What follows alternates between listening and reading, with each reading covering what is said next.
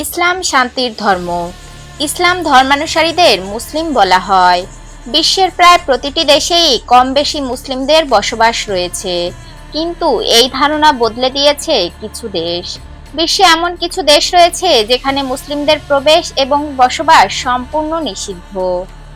মুসলিম দেশগুলোতে ধর্মবর্ণ নির্বিশেষে সকল ধর্মের মানুষ একত্রে বসবাস করতে পারলেও বিশ্বের কিছু দেশে মুসলিমদের প্রবেশ এবং বসবাস সম্পূর্ণ নিষিদ্ধ।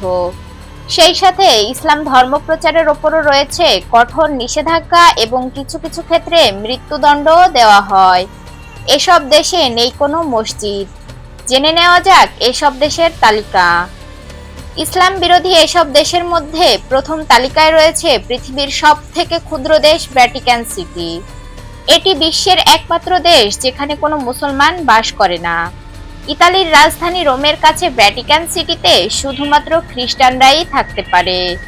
পৃথিবীর ক্ষুদ্রতম এই দেশে মুসলমানদের বসবাস সম্পূর্ণ নিষিদ্ধ। এর মোট জনসংখ্যা প্রায় 800 জন। মুসলিমদের নিষিদ্ধের তালিকায় আরেকটি দেশ হলো সলোমন দ্বীপপুঞ্জ। এখানকার মোট জনসংখ্যা প্রায় 7 লাখ, তবে মুসলমানদের সংখ্যা 70-এরও কম। বর্তমানে এদেশে প্রকাশ্যে ইসলাম প্রচারের ওপর সম্পূর্ণ নিষেধাজ্ঞা রয়েছে। এখানে একটি ছোট মসজিদও রয়েছে, যেটি অপসারণের জন্য প্রায়ই বিক্ষোভ হয়।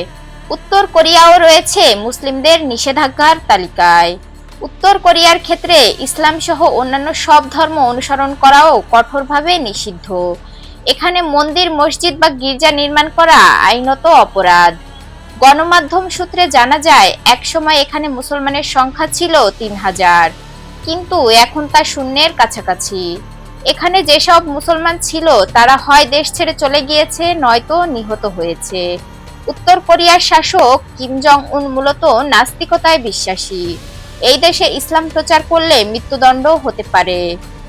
বিশ্বের একমাত্র দেশ স্লোভাকিয়া, যেখানে আজ পর্যন্ত কোনো মসজিদ নির্মিত হয়নি। সোনিয়া খানম, বার্তা বিচিত্রা, ঢাকা।